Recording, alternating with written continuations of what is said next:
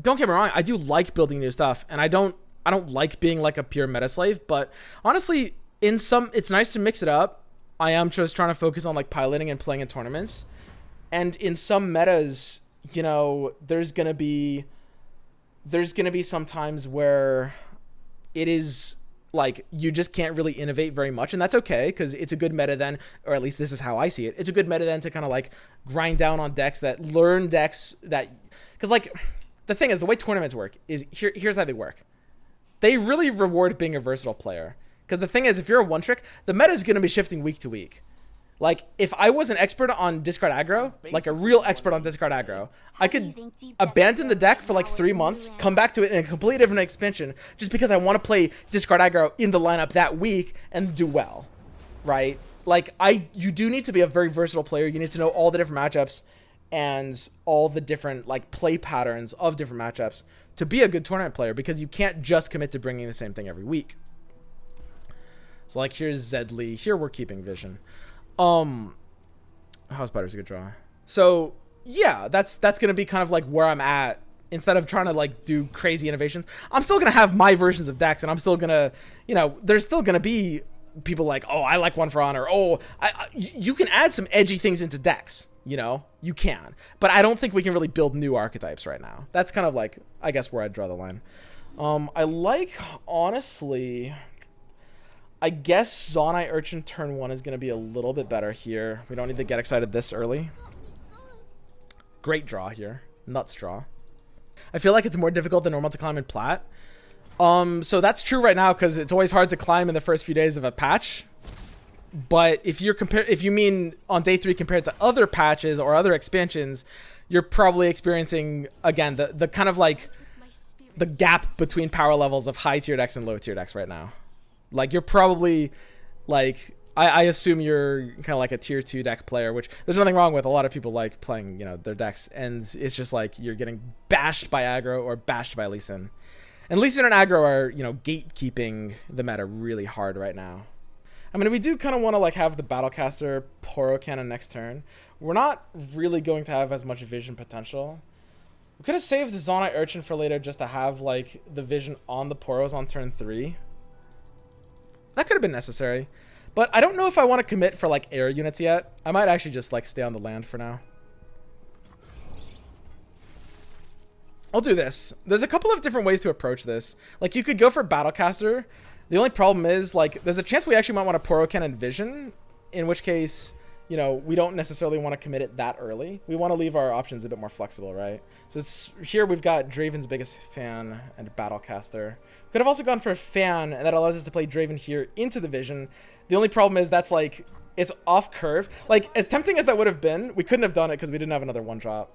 Because we can't send our unit mana away into spell mana with this deck. We have to use all of our mana as proactively as humanly possible. So yeah, I think we're probably just gonna full attack with Poro Cannon Vision. The nice thing about Poro Cannon Vision is it's very, very hidden. So what's gonna happen here is, like, I'll do an attack. He'll probably block in a way that might like keep Goat alive. Eye of the Dragon will block like the 2/1, and then maybe we can just kill the Eye for free or something like that.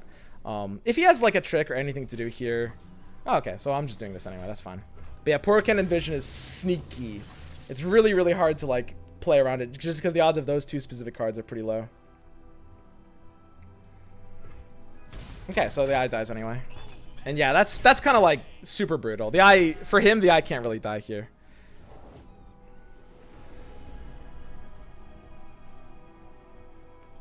And here's where I'd paint my constellation. Okay.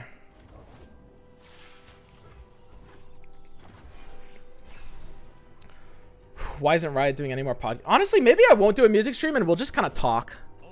I just feel, I feel kind of social right now. I feel like kind of talking with you guys, talking about where I'm at, talking about, yeah, more about this update, my experiences, and how I'm feeling about the meta, game design stuff. I think it's, yes, it'll be a good time for this. Maybe we'll just do that. That'll be fun. We can, I think, get through a lot of stuff. So he's got Lee Sin here. That's slightly awkward, but it's not really going to hurt us that much. We've got a pretty nice hand for dealing with this, and we can kind of develop into him no sweat, I think. So we can just play this out. Do need to play our cards, though. Ooh, he could challenge my Draven. I mean, we kind of can't let that happen. It's kind of interesting that he's passing here. What is that pass? I mean, I really can't play anything else. Like, we have enough mana to play this hand anyway. So that's a pretty great draw. It means we can go for like the full elusive game plan potentially. We'll see. Could also just go for Draven Battlecaster. I think Battlecaster first is probably the most non-committal option. Yeah, we're not yet at the point of elusives. We can just like swarm the board first and then go into elusives later. And yeah, there's the problem with Zed. Not really doing a ton here. So the question is, like, does he just have the freest block against Draven ever? Probably. He'll still lose health, and he'll still be vulnerable to my elusives next turn. This is fine.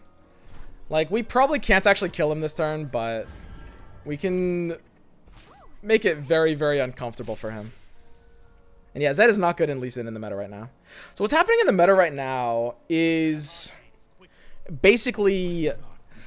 And you see this a lot in metas, especially in card game metas. Right now, Aggro and Lee Sin together are teaming up to basically make things feel bad. I call it like the kind of like the gatekeepers effect, when like there's two decks that because of they form effectively what we can consider sort of like an unhealthy symbiosis in this case, because the two decks feed off of each other. Because any deck that tries to counter Lee Sin will lose to Aggro. Period. There's no way around that. And any deck trying to counter Aggro will lose to Lee Sin. Period. There's no way around either of those, right? Like, that just will happen. That just will happen. Ooh, he's still at 5 health. He might be fine here. Rummage is a great draw. Allows us to actually get some value out of this hand.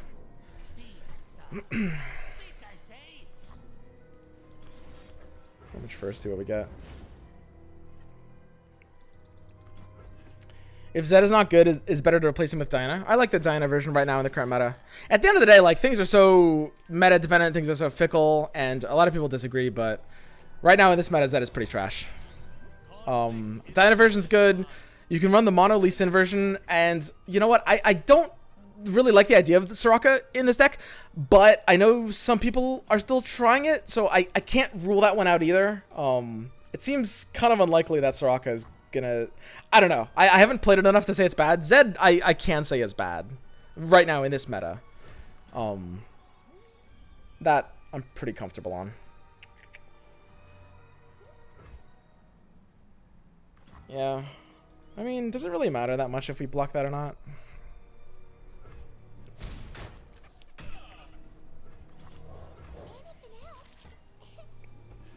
Interesting. So yeah, I mean, we can kind of like open attack with this board. Really looking for just a tiny bit of push here. Doesn't have to be much, but like, man, you know, like a get excited, a vision would be really nice. Like, I'd love to see a vision on this board, because then we could just do, I guess, just one of these, right? Are we playing around Spirit's Refuge? He could be running Spirit's Refuge. Let's play around Spirit's Refuge. Why the fuck not? So now, I mean, it's actually kind of funny. Hush doesn't do anything here, so he needs to like Guiding Touch. And then if he has Hush after, we actually still have Perfect Lethal. But if he has a second Touch and Hush, then we're kind of screwed.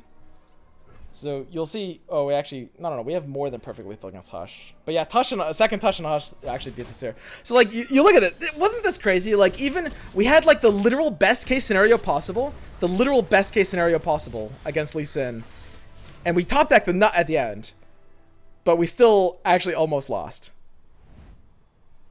And he was running the bad version with Zed. Like, we killed the eyes so early, but if he had an answer to that last attack, we still would have lost. Which is so crazy, huh? It's so nuts.